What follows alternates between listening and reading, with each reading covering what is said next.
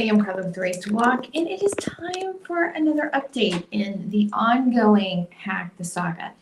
So, a little bit about this. I started my channel Race to Walk actually back in 2013, but I started doing Bible studies and book reviews it was 2019. And anyway, my tagline was sharing good thoughts about good words, and they were so good that they got stolen. So not only stolen, but then all of my platforms and everything were hacked and sabotaged because the people who stole it were trying to cover up the theft. So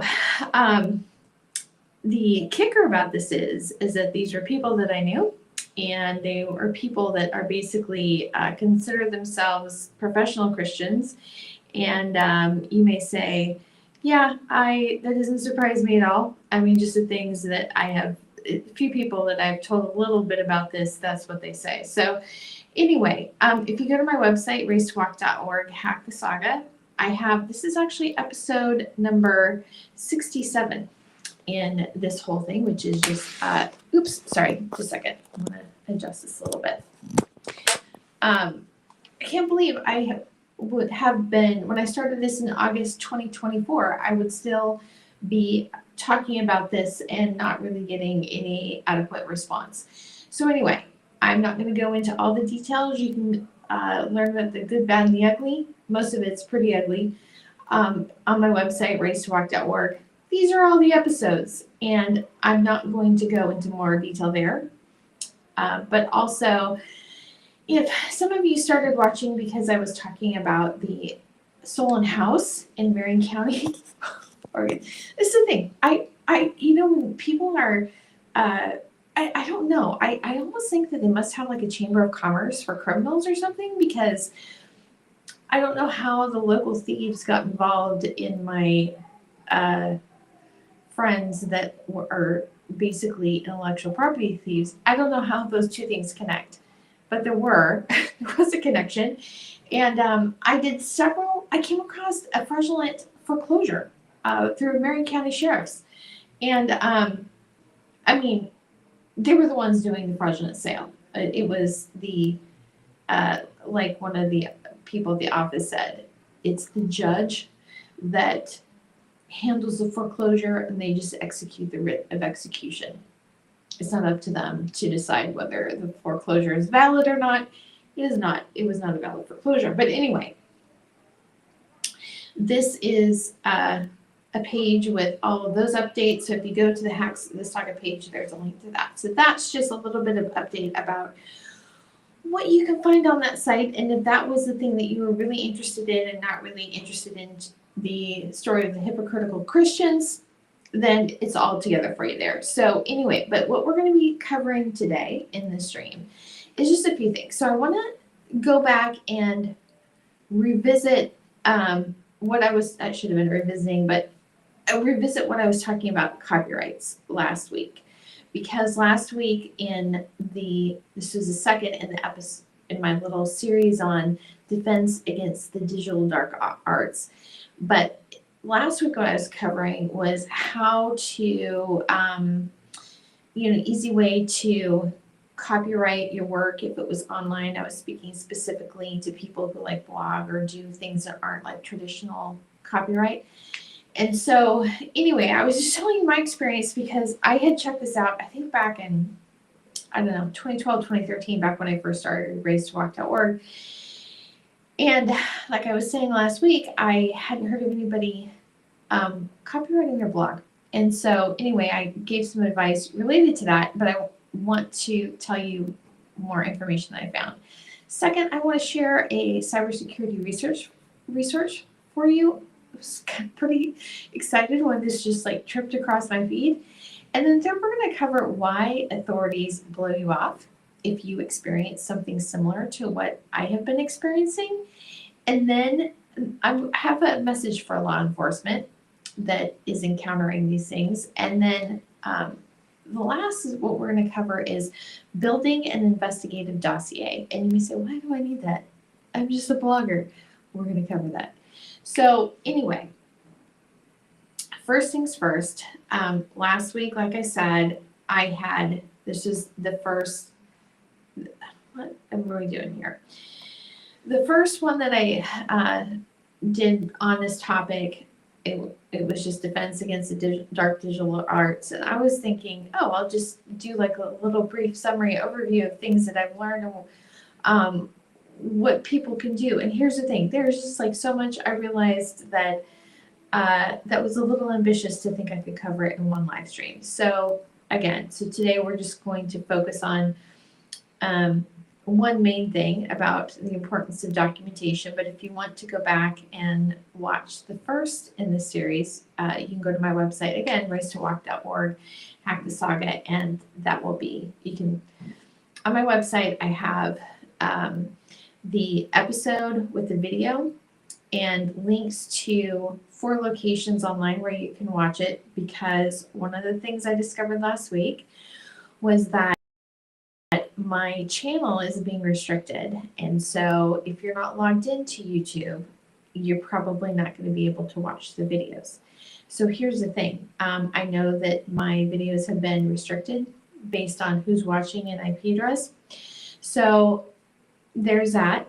Makes it a little bit of a challenge to watch my stuff sometimes, I realize. But if you go to that episode page on my website, not only do I have an outline of, or in a summary of everything I talk about in the video, but I also have links to the video on alternate locations. So when I publish the episode article, the video, the live stream is on YouTube and Rumble, and then I also have it uploaded to Odyssey and BitChute as alternate sites. Here's the thing, I never thought I'd be somebody that needed to post on BitChute, like, you know, like I'm some conspiracy theorist or something. I don't know, but obviously I do. So anyway, all of that's there. If you can't get to it on YouTube, then I have the locations so you can watch it. So anyway, and I just have to say, I was looking at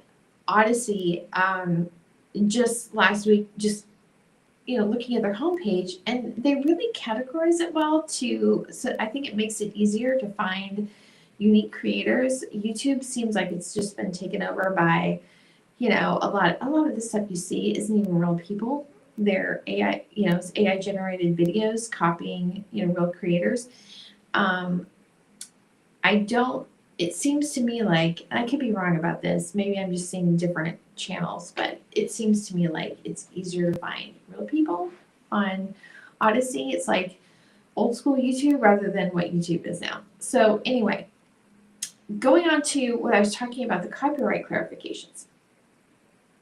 Okay, so what I said last week was that I had not heard, oops, let me flip over. I had not heard of anybody ever copywriting their blog, right? And so this was about 2012, 2013, something like that. Well, here's the thing. When I went back to check to see what the cost was to copyright, because back when I looked, the copywriting for an individual, like if you as an individual writer want to copyright your book, it's a different price than if like a publisher is publishing it. So if you as a writer are registering the copyright, it used to be $35, now it's $45. But they have this new copyright form that they came out with in 2020.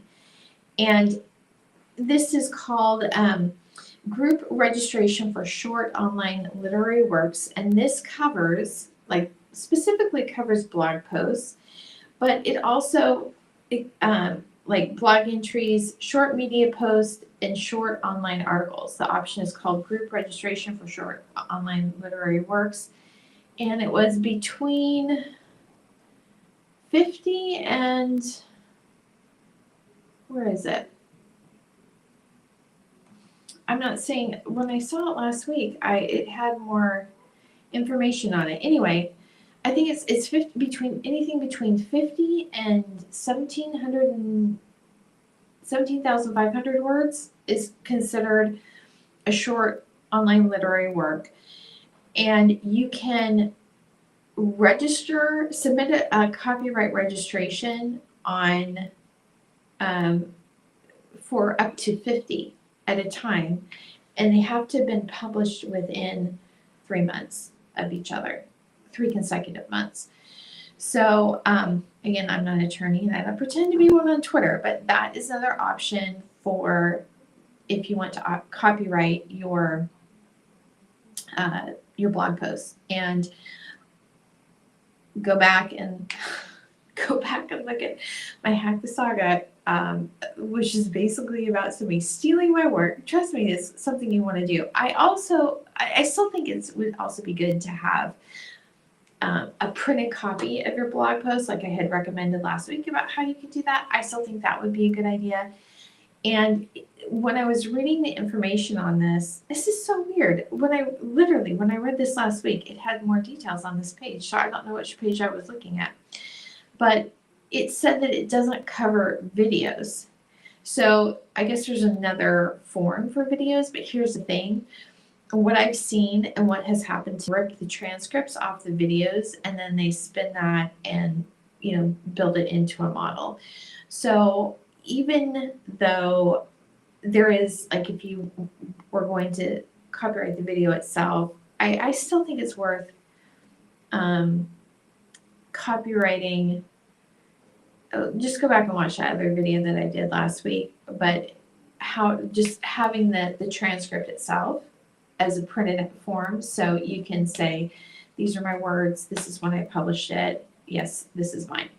I still think that would be a good idea. But they do have more forms of copyright applications than they did when I was looking before. So anyway, the second thing I found was I was looking at my video for last week, and I have to say, I think that YouTube's algorithm is improving, because this video showed up right underneath my video for last week. And I was like, oh my goodness. So it's Cybersecurity 0 to Hero by Microsoft. It is a 37-hour course. Like, basically, nothing to, I guess, becoming an expert. It's like the whole course for, like, cybersecurity certifications. I can't remember which one it was. But anyway, obviously, what, is this the right one? I think it is. If this is showing,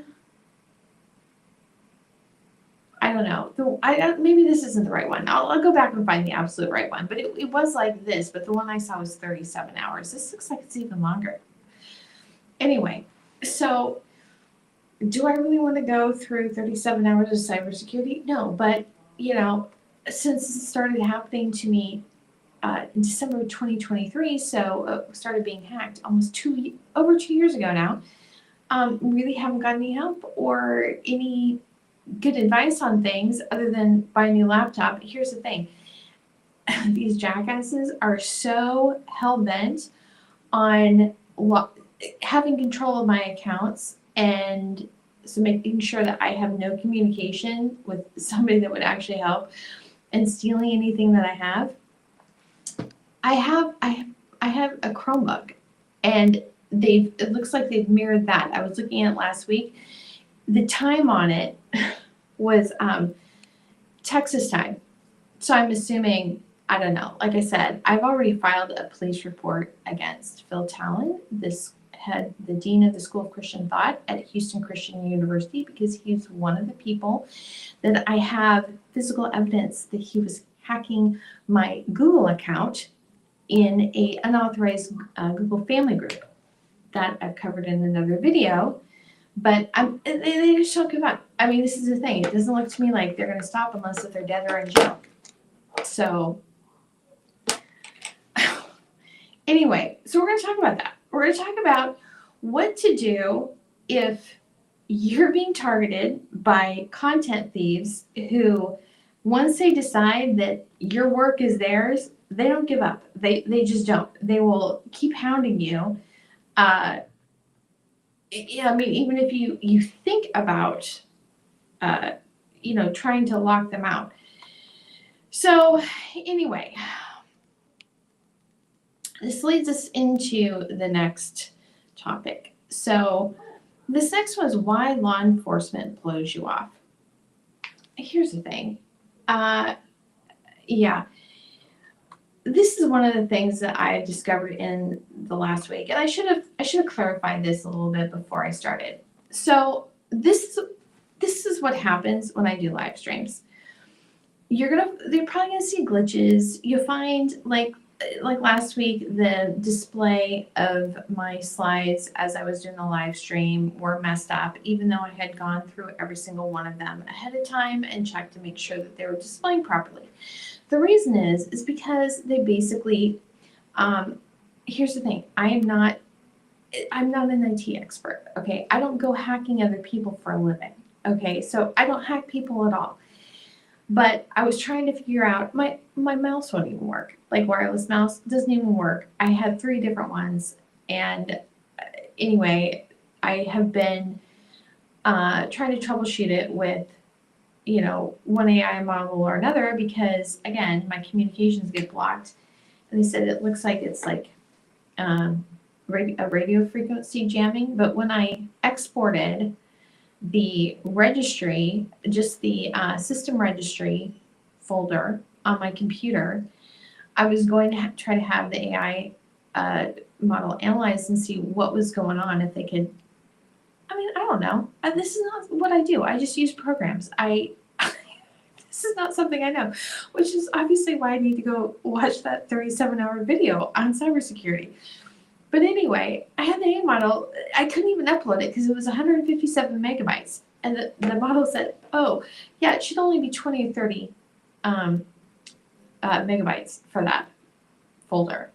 So it almost looks to me like that they're running like an entire virtual machine off of my laptop. That's what it looks like. Not that I know, but just the things that are happening. Like I was looking at the device manager and it had multiple mouse inputs, right? And 11 that were hidden. It had 2 drivers running for like different things. Like there should only be 1. It looked like 2 were running. I mean, it's just a mess. I have no idea. I should probably take this into Shemeketa and see if their cyber class wants to basically figure out what these jackasses have done to my laptop. But anyway, I think it would probably be a good project. Anyway, but those are the kinds of things that happen.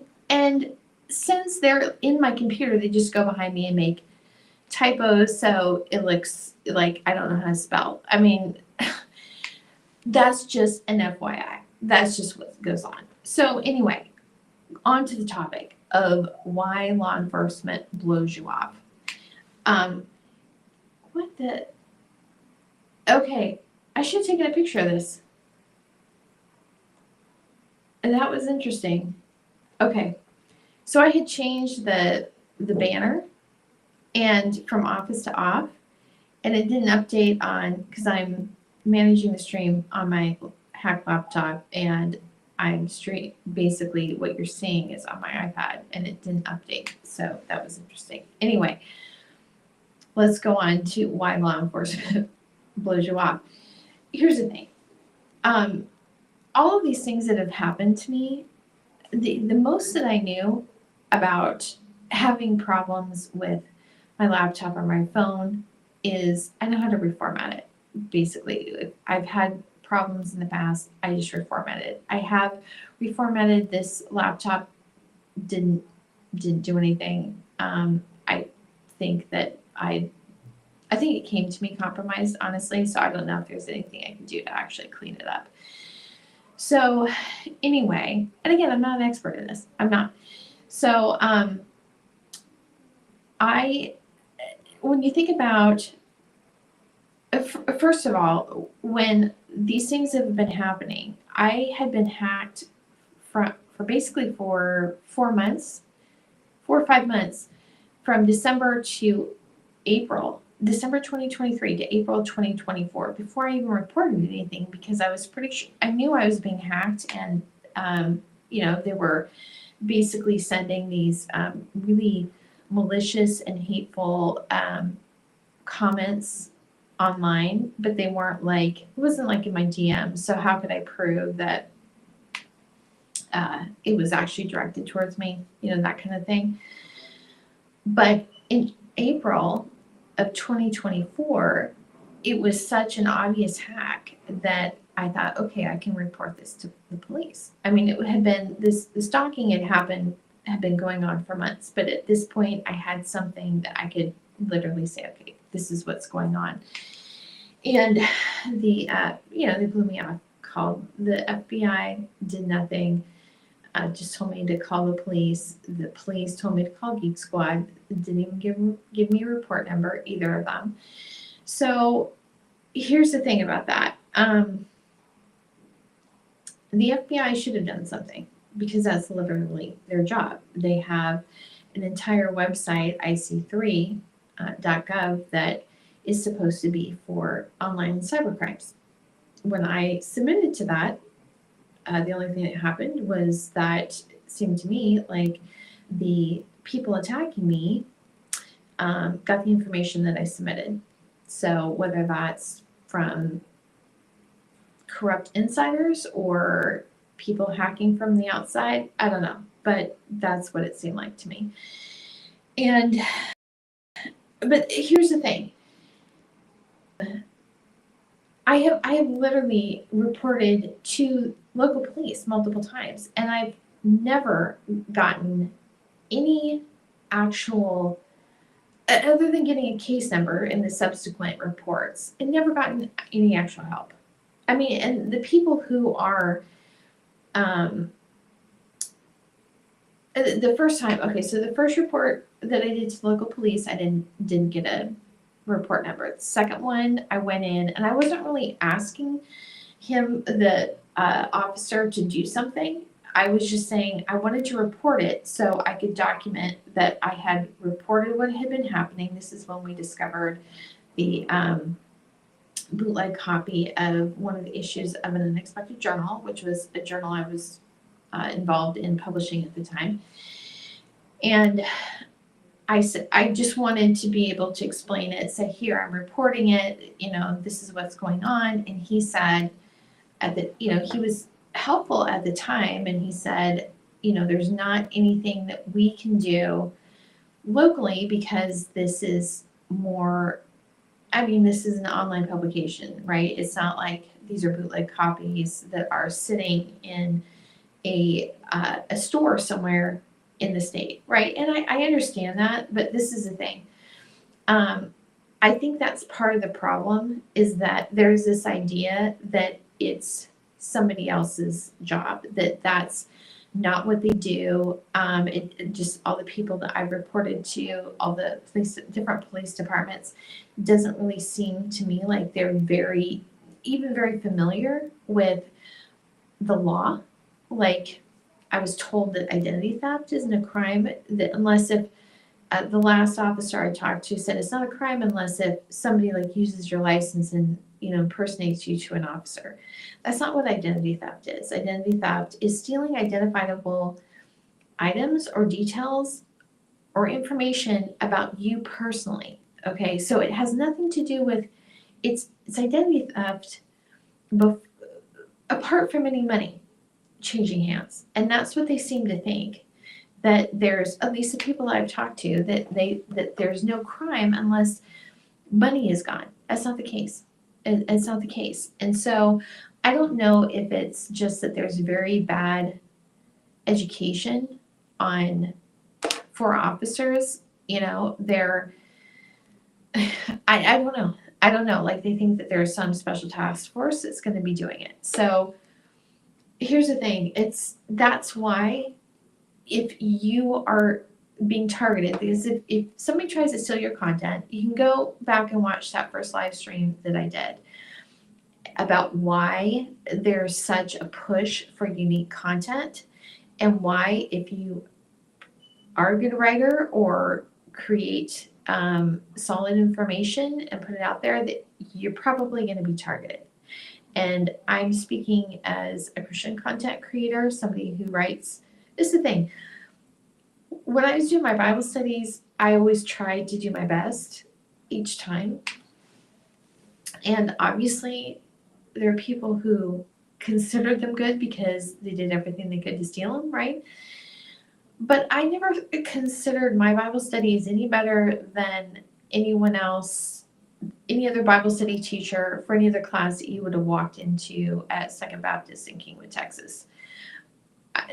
What I did, that's the way a Bible study is. That's, that's the format.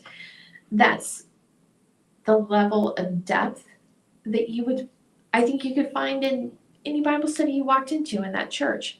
I have mentioned this before. I didn't learn how to teach a Bible study from going through the apologetics program at Houston Baptist University, other than, arguments for scripture and, the authority of the gospel. There was no exegesis. There was no, a survey of the Bible at all, or there was nothing like that. Nothing in that program. I learned to teach a Bible study from my church because they had good Bible study teachers, and also because I read the Bible. I mean, that's just it. So anyway, I'm just saying, if you are, I'm just speaking to other Christian content creators, other Bible study teachers, even if you think you're not creating content for anyone but beyond your class. If you're in a church where you're posting online, you're talking about, oh yeah, that was great, and somebody in your class says, oh yeah, that was a great lesson, you probably are being targeted, and somebody's probably trying to get into your laptop to see if you have anything written that they can steal. And you think I'm exaggerating. I am not. I am not exaggerating. I'm not exaggerating. So anyway, here's the thing. If you start seeing problems, there's glitches or weird things happening to you or to your devices, I would start documenting it. And you're probably going to have to, be your best advocate, because just my personal experience, law enforcement probably won't do it for you unless if you just completely lay it out for them, and you probably have to have them,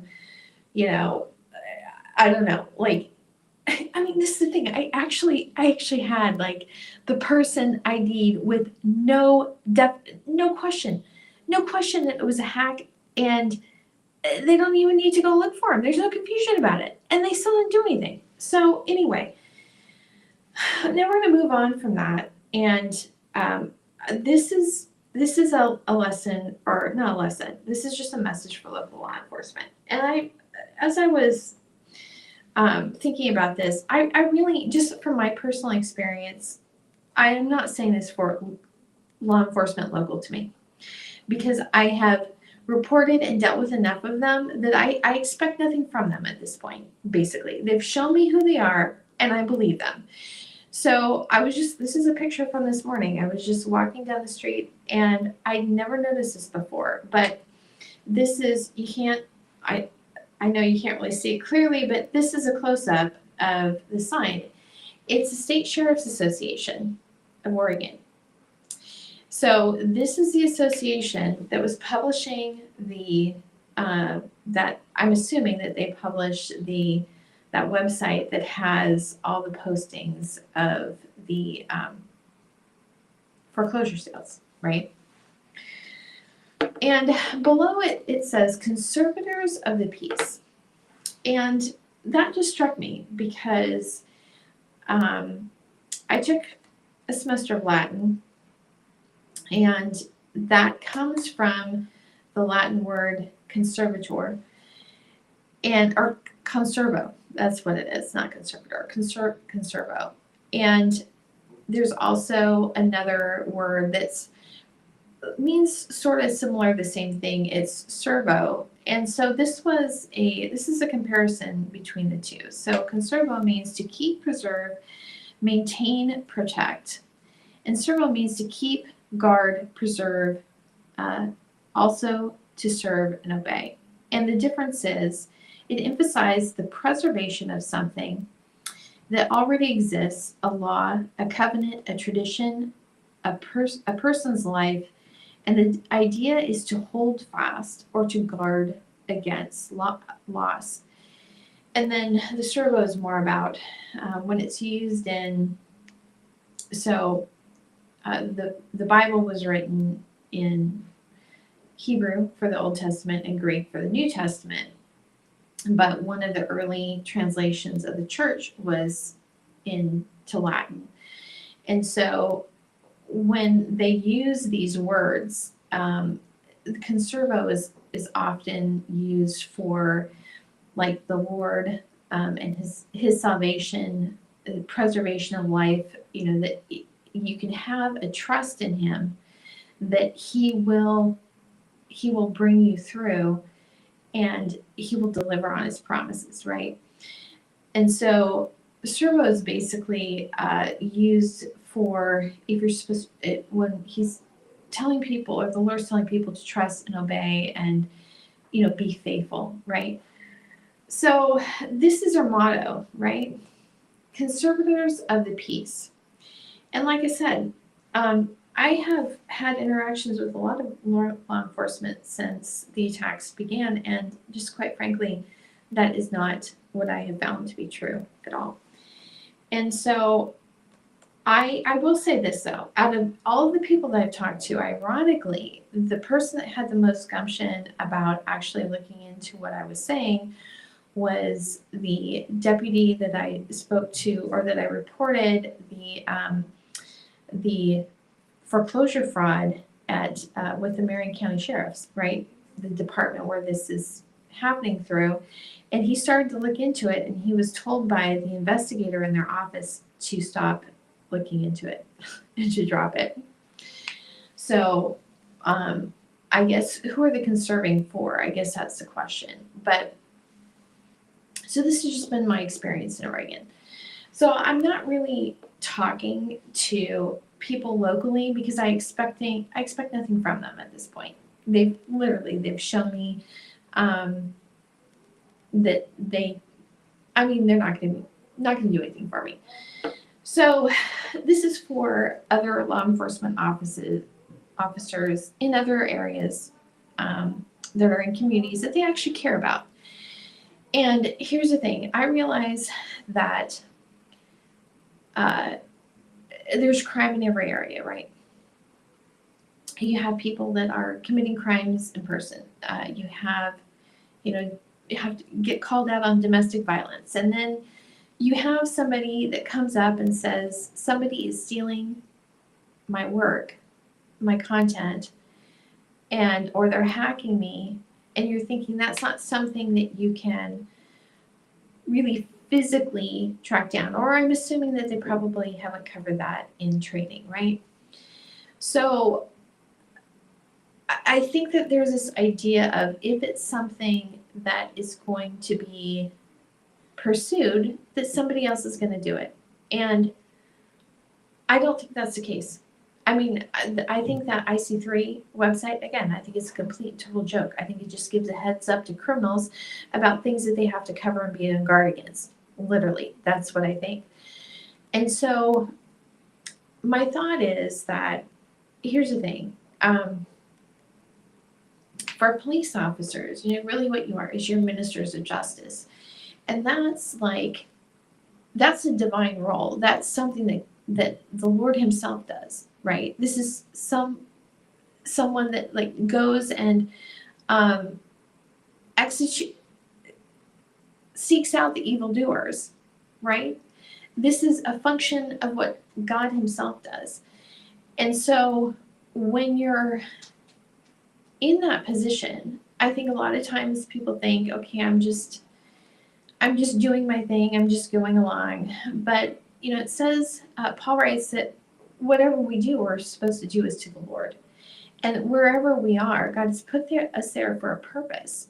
And so if you are in law enforcement in a community and there's a wrong being done to somebody in your community, you're up. That's on you. And I realize that maybe you can't,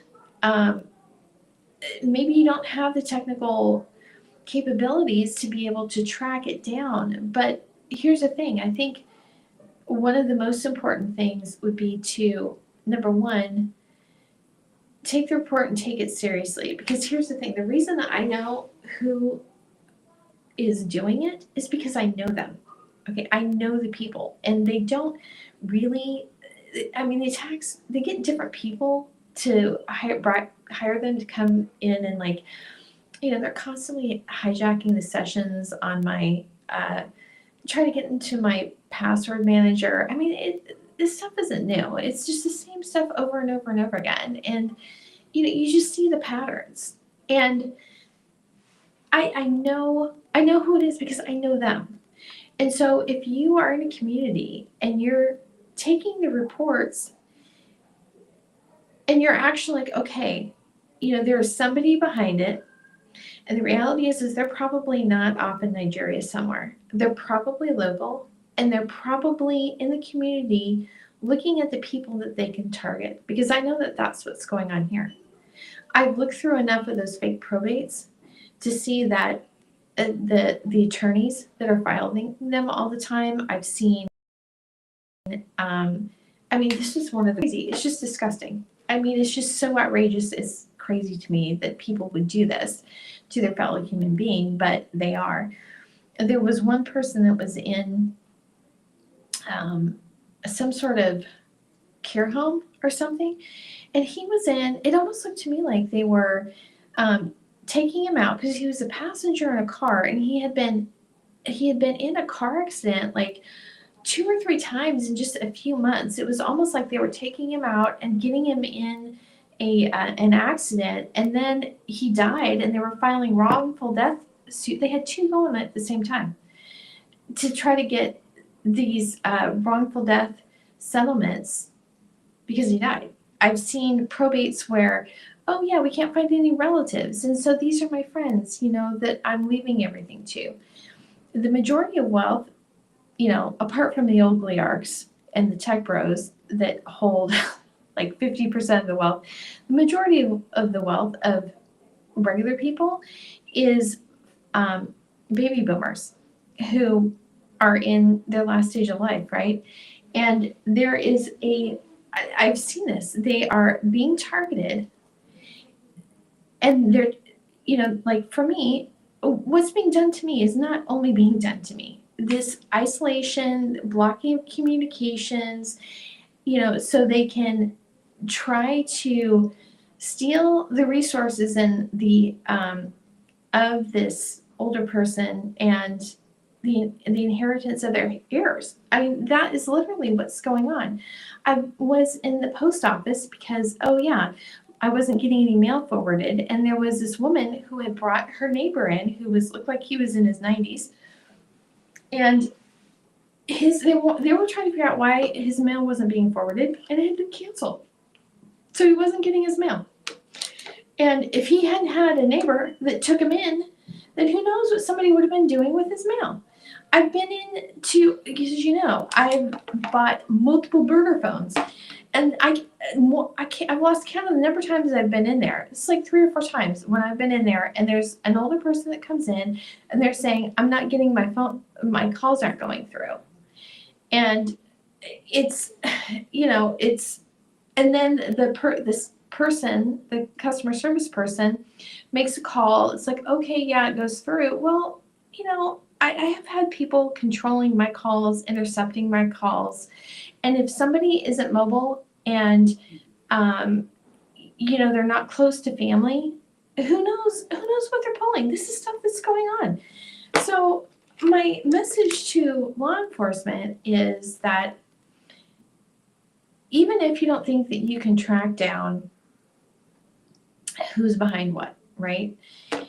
Take the report and take it seriously, because if you do, I am sure, this is not my job, right? I mean, the biggest thing that, like for me, identifying patterns was watching one of these things is not like the other on Sesame Street. If your job is in, community policing and solving crimes, I am positive that you would be able to pick up these patterns, and you get a feel for who's behind it. There's just a different feel to it. And if you are the one that's getting these reports, you're going to be getting a sense of the dynamics, right? And also, have community meetings and saying, hey, this is what's going on. We've had multiple reports of whatever it is. This is what's going on. You'll know what's happening, and hopefully you'll have a little bit better connection. I mean, I think personally, I think that FBI is worthless, but you might be able to get some resources for them, for people that are experiencing this. And also, if you're having these community meetings, you know what, maybe you have some smart people in the community that would be able to give some advice about, practical tips on how to guard against what's going on. And if there starts to be pushback, then, so here's the thing. When criminals have had free reign, when you start pushing back against it, they're going to amp up, right? So you can just be prepared for that. But if you keep continuing and pushing it back and make it difficult for them, they'll go to some other community where they're easier marks. That's just what's going to happen. So anyway, that's my that's my advice to you. I mean, take it seriously. I mean, this is the thing. My friends have been faking being marketing experts, social media marketers, right? They don't know the first thing about marketing. They fake engagement. They hack and sabotage other accounts. And so these metrics, they think prove that they're something or good. They have no idea what it actually is. And marketing is about communicating the message of a business to their customer and developing that relationship, right? You don't want to have a business based on, people that are looking for the best deal, right? You don't want to be constantly trying to compete on price. You want to have a connection with your clients and customers that they know that they can trust you and that you'll do right by them. And if you have that, somebody coming in, that's security against people that, are coming, the competitors trying to steal your customers away. But I realize that, as law enforcement, your metrics are certain things, right? And it's hard it's like discipleship in church. Everybody counts the number of baptisms or, the number of people who come up for an altar call, but that's not what the goal is. The goal is to make disciples. So it's easier to count numbers than it is to assess the quality and the connections. And I realize that that's a challenge for police officers, where their effectiveness is based on metrics that really are they really bringing peace to the community, right? I realize that, but I think the smaller you are, you may say, we don't have a lot of resources. Okay, maybe you don't, but you have a lot stronger and a lot better ability to make connections with people, right? So, and that's what's the most important thing, knowing what's going on in people's lives. I mean, I'm not saying being creepy and surveilling them or anything. I'm just saying, when people come to you with a problem, then acknowledge the problem and say, okay, I'll make a note of this. I may not have a solution for you, but we're gonna keep an eye out, right? So anyway, that's my message. Okay, so the final thing is that I want to cover. Let me see. Oh, one of my slides is missing. Let's see. Is that the right one? No. Okay, like I said, things get moved. Okay, so the final thing is we're going to cover, there's a flash on my computer. Oh, okay. I came across this great resource. Okay, so first thing is this is a website I came across called Media Helping Media, and it's mediahelpingmedia.org. And this is a lesson on compiling an investigative journalism dossier. And you may say, why do I need to do that? Okay, here's the thing. This was literally like light bulb moment for me. Maybe you're not planning on, you know, filing, who knows, you might need to file a court case if, you know, if you're like me and they don't leave you alone and they keep stealing your stuff. But this is what it was. So presentations, like define the dossier as a central, where is it? Was that the right one?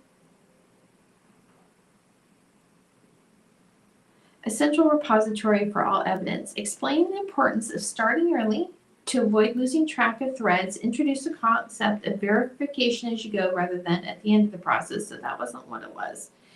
Okay. So they have a master, this is what they recommend doing. Have a master chronology timeline, the cast list. Okay, so this is what it is. I'm reading this wrong. This is what's part of it. There's 3 parts. So you're having a chronology timeline.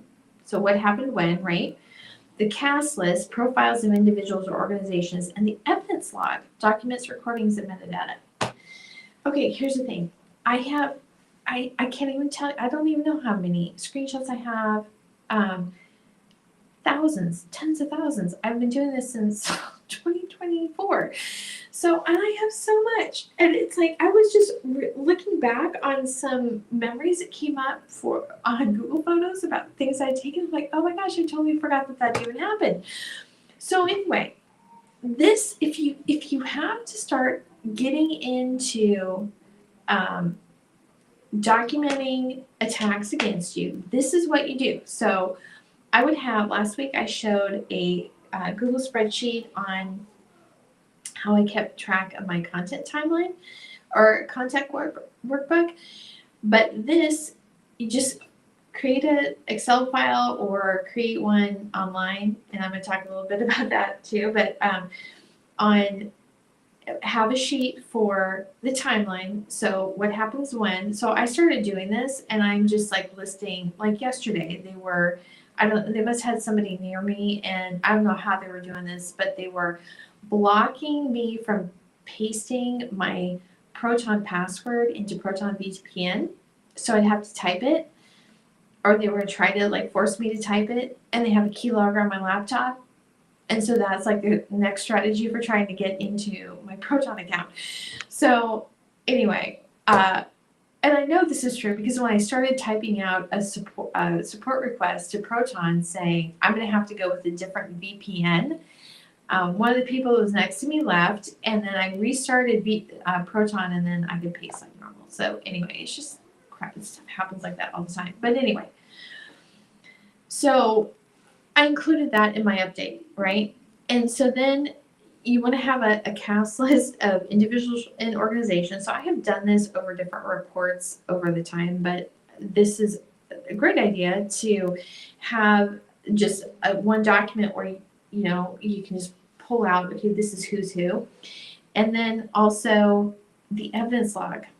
And so on this timeline, what they recommend is, so you have the evidence log over here, right? So you have some sort of ID system for every single evident, screenshot, document, whatever you have here with an identifier. And then on the timeline, you have a note of which of those in the evidence log corresponds to that master log chronology. So anyway, so here's the thing.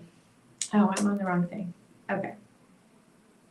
I have started, I started going with Proton for my email. And that's what, I started for the email, and then I started using the VPN, and then I just recently switched to using their authenticator. And when I first started using it in July of last year, they only had about half of those things that were listed on their website. But if you look to see what they have now, they have Mail, Drive, VPN. Their Google Drive isn't just storage. Now it's becoming more competitive with Google Drive. They have docs and they have sheets. And they also have their own like AI chat agent. So this is a thing. Proton is privacy focused. You know, they're not going to be sharing your information, your conversations, your emails with somebody else or using that to build their own product off of it. And so personally, this is just me. This is the thing. I've been like so integrated with Google for like since it was a thing, right? Since they had started having Google accounts. But I'm moving away from it because a good percentage of the hacks have been through Google. And like I showed a couple live streams ago, my Google contacts, like the one with Jason Smith, there's literally faked activity on it. Faked activity. And it just absolutely, from the inside, faked activity. So it's really not something that I trust anymore. So I have the link that you see down at the bottom, racetowalk.org, go get Proton Drive. That's an affiliate link. If you try it out and use Google Drive or use Proton Drive instead of Google Drive, if you go through that, then I do get some sort of commission. But anyway, this is what I'm using now instead of Google for my stuff, just because of all. I mean, honestly, I think that this is my personal opinion. I honestly think that Google has betrayed its users. I mean, the last thing is that they're, crawling your emails to, like I said last week, they have to have unique words for their AI to run off of, and you're the product now. So, or you're the source for their product. You don't even have the dignity of being your own product. Anyway, so that is it for today. And when I put this up on my website, I will include that link to that building the investigative dossier. If you have any questions about it, or if you have any ideas of how to make it more usable and useful, then be sure to make a comment. Again, it's probably better to comment on my site rather than, especially YouTube, because the comments get wiped and blocked. But anyway, so if you want an update about when I'm streaming or other things that are going on, you can sign up for my newsletter at resources.racetowalk.org. And this is just a reminder, you have to confirm the sign up. Once you submit your email, you'll get an email confirmation. If you don't see it, look in the spam box and you have to click confirm, because other than that, if you don't, I can't confirm it for you. So anyway, that's it for the day. And I hope that you found that useful. And we will just probably see you next week in another update. And it's every day, y'all. Every single day there's something new. But anyway, I hope you have a great week, and I'll talk to you later.